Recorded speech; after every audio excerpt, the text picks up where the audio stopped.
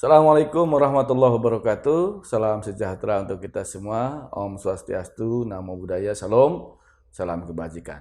Kembali lagi bersama saya Agus Maulana. Kali ini saya ditemani oleh rekan saya Bapak Hairijal Tabrani atau Bang Oo. Kita akan bicara terkait dengan surat keputusan bersama 4 kementerian terkait dengan pelaksanaan pendidikan di masa pandemi ini. Selamat malam, Pak Oo. Malam, Pak. Sehat, Pak Oo. Alhamdulillah. Sekarang sudah mulai kerja? Kerja, udah aktif. Jadi nggak nunggu salary di rumah lagi? Enggak. Menjemput salary sekarang. Sekarang menjemput salary, beneran menjemput salary. Baik, begini Pak Oo. Ada keputusan bersama Kementerian Pendidikan dan Kebudayaan, Kementerian Agama, Kementerian Kesehatan, dan Kementerian Dalam Negeri yang mengatur tentang sekolah-sekolah yang bisa beroperasi atau tidak beroperasi. Ada 6% wilayah yang kira-kira bisa sekolah tersebut melakukan kegiatan pembelajaran seperti biasa. Namun 94%-nya itu adalah wilayah-wilayah yang tidak diperkenankan untuk melakukan proses kegiatan belajar di sekolah.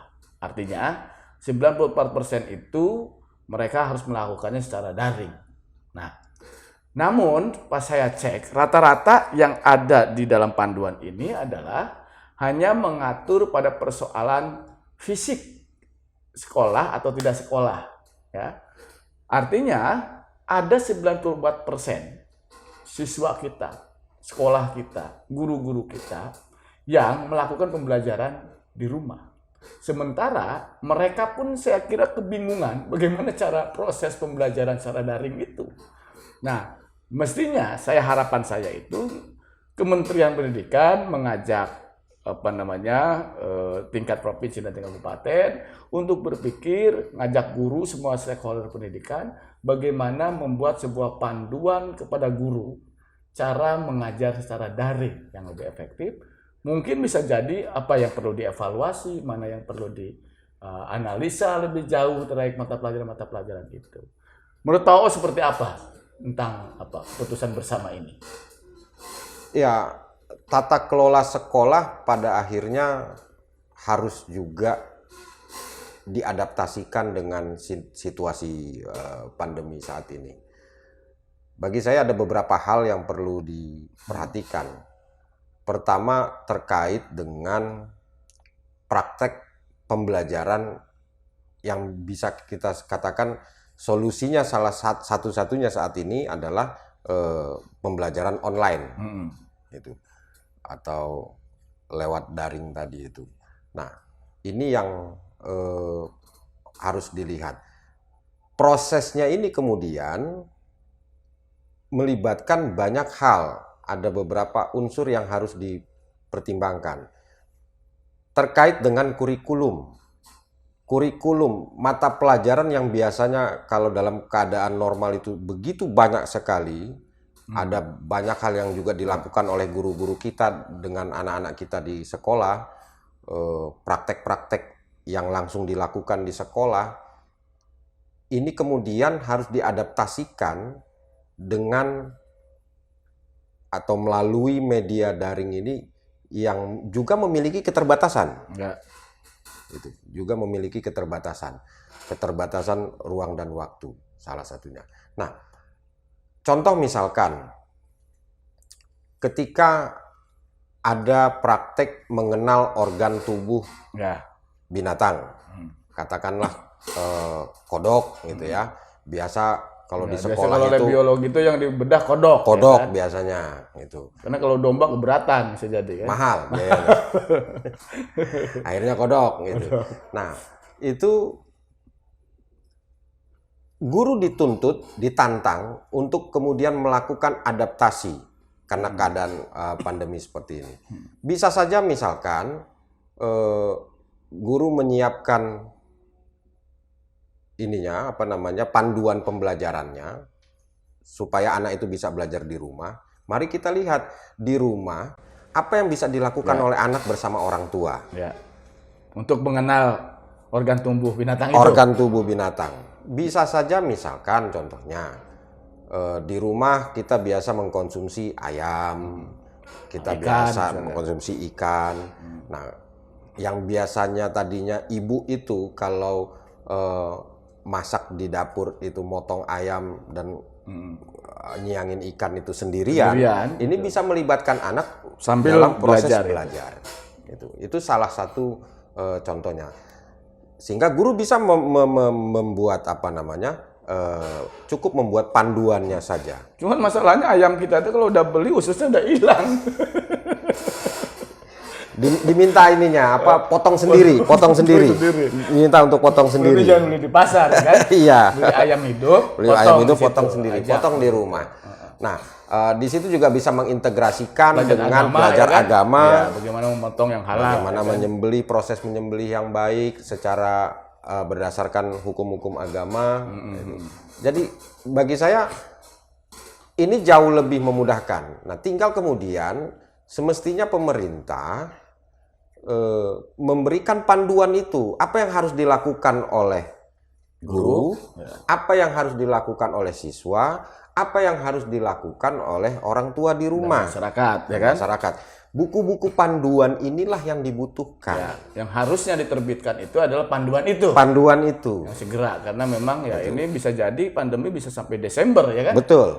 Itu. Ya, ada 6 bulan lagi. Nah, tantangan berikutnya ya kembali ke tadi itu, artinya lagi-lagi guru ditantang untuk meningkatkan keterampilan dalam apa namanya, mengajar, keterampilan mengajar ini, memanfaatkan semaksimal mungkin apa yang ada di sekitar kita. Itu ya, setiap guru katakanlah sudah punya handphone, dia gunakan itu, gitu kan, membuat video-video panduan, tutorial, itu. Nah, ini akan jauh lebih membantu anak dalam proses pembelajarannya. Di samping tentu saja tadi kembali lagi memilah-milah konten mana yang paling penting, karena juga kita mempertimbangkan begini, proses belajar anak di rumah dengan situasi dan lingkungan yang tidak dikondisikan untuk belajar. Kalau di sekolah itu kan dikondisikan belajar. Gitu. Nah, sementara di rumah itu kadang-kadang orang tuanya nggak sempat, gitu kan, atau ada hal-hal lain, gitu. Nah, si guru ini ditantang untuk bisa memilah-milah konten yang memang betul-betul, kalau bicara penting nggak penting, semuanya barangkali penting, gitu. Tapi dipilah-pilah mana yang paling mendasar, tingkat kebutuhannya yang paling kuat lah buat si anak ini. Itu materi-materinya bisa dipilah-pilah. Artinya memang dalam hal ini dinas pendidikan kaitannya menyangkut pendidikan di SD misalnya ya, dan SMP, dan juga dinas provinsi kaitannya menyangkut pendidikan di SMA gitu. Harusnya segera melakukan sebuah workshop gitu ya, yang isinya kira-kira membuat analisa itu dan mengajak guru-guru analisa kurikulum, karena bisa jadi juga mata pelajaran yang belasan itu yang diajarkan di sekolah bisa saja hanya 5 atau 6 saja yang diajarkan secara daring, karena tidak mungkin juga bisa misalnya anak dituntut belajar dari pagi sampai sore yang biasanya begitu kan. Pasti efektif itu kan 3 jam anak itu ya kan, seperti itu. Namun kalau memang guru-guru itu kreatif ya, bisa bikin konten-konten di YouTube, diupload, si anak suruh dikasih linknya saja, tolong lihat ini misalnya gitu kan. Artinya memang harus ada penyederhanaan kurikulum itu. Kan begitu. Ya, jadi bagi saya pandemi yang terjadi saat ini bukan sesuatu yang harus ditakutkan, itu bukan sesuatu yang menghambat proses pendidikan kita, tapi justru disinilah menantang kita. Bahkan bagi saya sendiri, secara pribadi saya melihatnya menyadarkan kita tentang substansi dari pendidikan itu sendiri. Betul. Bahwa pendidikan sebagai sebuah proses budaya, tidak selamanya pembelajaran itu hanya ada di dalam kelas, dia bisa diintegrasikan dengan kehidupan kita sehari-hari. Jadi mendekatkan materi-materi pembelajaran itu ke dalam kehidupan anak. Sehingga kalau udah begitu anak merasa bahwa oh ini penting buat kita, ya kan, buat hidupnya. Sehingga anak bisa jadi jauh lebih antusias untuk belajar kan begitu. Betul. Nah, hal lain yang kira-kira saya perlu dipikirkan adalah selain panduan untuk guru, juga kan panduan untuk siswanya, Iya, dan juga panduan untuk orang tua. betul. Sehingga orang tua bisa juga terlibat di dalam proses pembelajaran ini. Betul. Nah, kalau kemudian orang tua tidak diberikan panduan, gitu ya, dia juga akan kebingungan. Bahkan ya, saya udah bayar sekolah, Iya. gue stres juga kan, kira-kira yang gitu kan. Nah, yang guru harus yang mikirin kira-kira yang gitu. Jadi selain pembekalan untuk gurunya, workshop-workshop untuk gurunya, meningkatkan keterampilan membuat konten-konten pembelajaran, juga penting kita memberikan workshop-workshop untuk para orang tua, Ya. bagaimana mendampingi proses belajar di rumah. Dan satu hal lagi, nah dalam proses pembelajaran itu kan ada sistem evaluasi. Ya. Gitu. Nah, bagaimana evaluasi ini kita lakukan?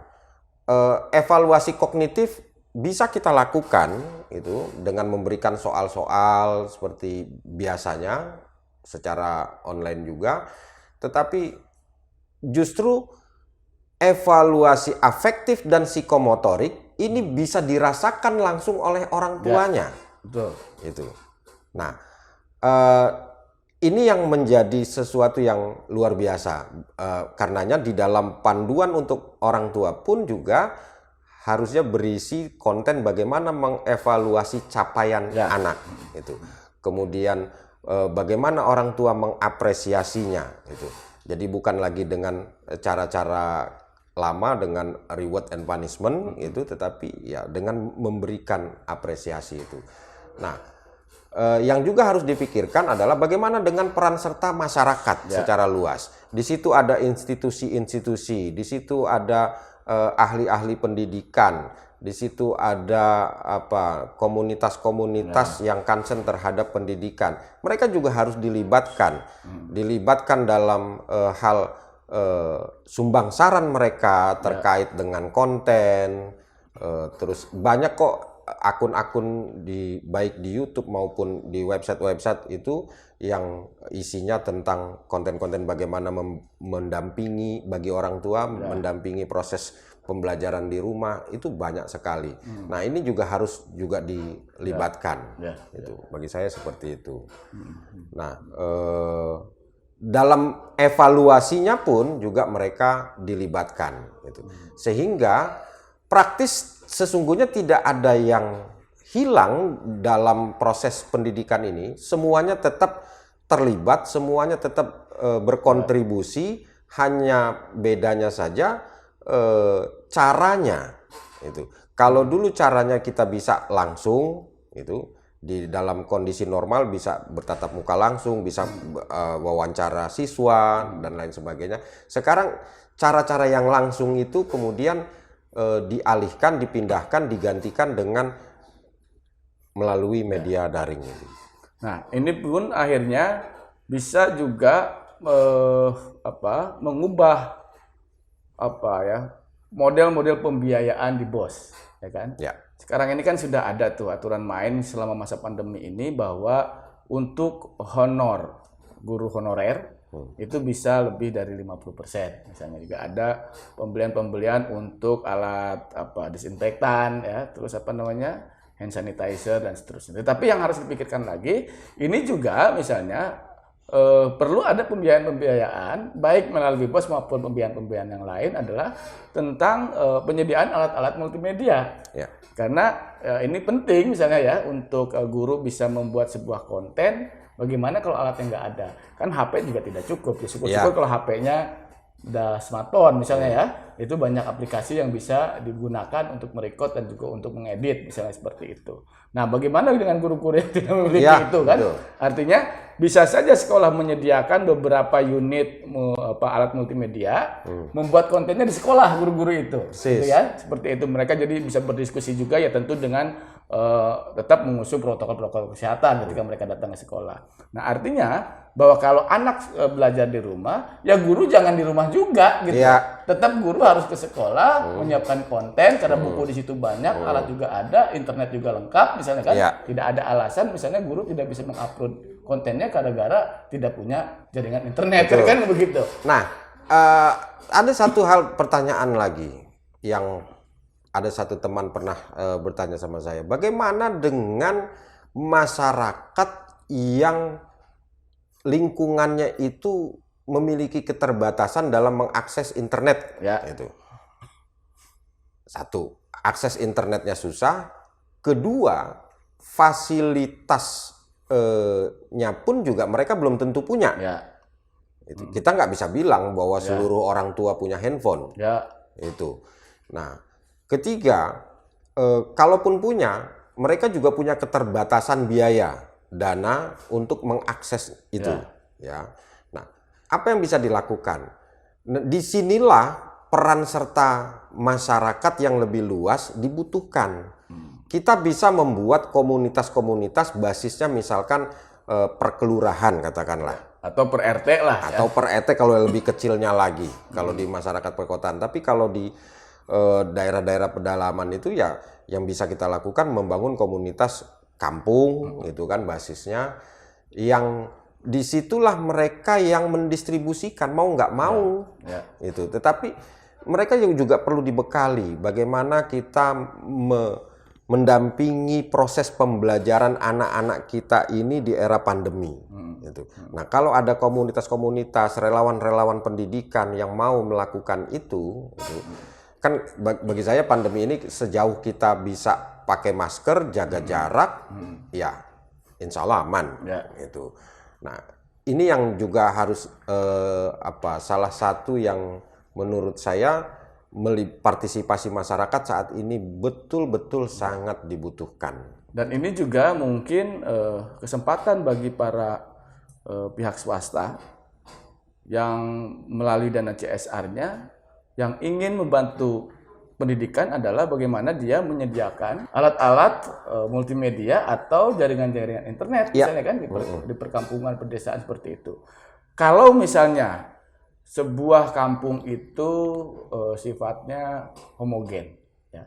Orangnya diam di situ segala macam. Kan sebetulnya aman kalau memang tidak ada suspek di situ ya. Artinya mereka masih bisa berkumpul dengan catatan tetap jaga jarak. Betul. Ya, misalkan di balai warga segala macam seperti itu kan bisa dilakukan juga proses belajar di situ.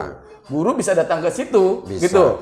Ya, untuk mengakses misalkan mereka orang tua yang tidak punya internet, kampung yang nggak ada internet, HP-nya juga nggak punya, misalnya gitu, jaringannya juga nggak ada, nggak kuat beli kuota, nggak buat beli kuota, misalnya seperti itu, seperti Pak O, saya, ya kan? Nah, kita bisa melakukan ya tatap muka, namun dengan menggunakan protokol-protokol kesehatan, meskipun di sebuah daerah itu dianggap sebagai zona merah, tetapi kan tidak semua kampung itu zona merah kan, pasti ada wilayah-wilayah misalnya yang dianggap bahwa ini homogen dan mereka nggak kemana-mana, bisa aja dilakukan gitu. Alternatif lain untuk penyediaan fasilitas akses internet bisa juga dilakukan berbasis desa. Kita kan desa punya dana desa, sejatinya itu bisa dialokasikan untuk menyediakan jaringan internet, itu kan wifi gratis buat anak-anak belajar. Saya pikir banyak jalan keluar yang bisa kita lakukan untuk mengamankan proses belajar ini agar anak-anak tetap terus belajar, proses pendidikan terus berjalan meskipun pada masa pandemi seperti ini. Ya pendidikan bersifat adaptif kok. Itu. Jadi mau dalam kondisi apapun kita tetap bisa belajar. Ada sebuah ungkapan, meninggalkan anak atau meninggalkan siswa tanpa pengawasan guru itu sangat berbahaya. Karena itu ya tentu peran serta guru dalam hal ini diwakilkan oleh orang tua karena mereka ada di rumah itu sangat penting. Panduan untuk orang tua, panduan untuk guru dan panduan untuk siswa dalam proses KBM secara daring ini sangat dibutuhkan dan sangat segera sifatnya. Karena itu pemerintah harus segera memikirkan itu kan kira-kira gitu ya. Kalau tanpa itu, bahaya. Anak-anak bisa jadi akan jauh lebih bahaya akibatnya karena mereka kebanyakan di rumah tanpa ada panduan yang jelas. Saya pikir orientasinya lah. Orientasinya bukan manajemen oriented gitu, tetapi kalau yang keluar itu kan saya lihat kan soal bagaimana tata kelolanya, manajemennya. Orientasi pendidikan tetap harus ke anak lah. Betul. Itu. Jadi children oriented itu menjadi dasar dari sebuah kebijakan tentang pendidikan. Masa pandemi ini sesungguhnya adalah sebuah proses pembelajaran buat kita semua, menantang kita untuk terus berkreasi, bagaimana kita bisa menjalani, beradaptasi dengan pandemi ini. Kita tidak mau jika kita kurang kreatif, tidak menyiapkan segala halnya secara baik, maka memungkinkan kita akan kehilangan generasi. Saya, Pak Oo, dan kita semua pasti tidak mau kehilangan generasi itu. Tentu untuk itu, kita sebagai orang tua, Anda juga sebagai orang tua, sebagai guru, sebagai kepala sekolah, sebagai masyarakat, stakeholder pendidikan, saatnya kita bersama-sama saling bahu-membahu berkontribusi bagaimana pendidikan ini menjadi jauh lebih baik di masa pandemi ini. Pembelajaran daring memang sebuah keniscayaan, karena itu tuntutannya adalah kreativitas kita. Saya kira kita pasti menemukan jalan keluar yang terbaik untuk anak-anak kita menyelamatkan generasi kita. Pak O, terima kasih. Terima kasih. Waktunya. Mudah-mudahan ada manfaatnya. Mohon maaf atas segala kekurangannya. Saya akhiri. Wassalamualaikum warahmatullahi wabarakatuh. Salam sejahtera untuk kita semua. Om Swastiastu, Namo Buddhaya, Salam. Salam kebajikan.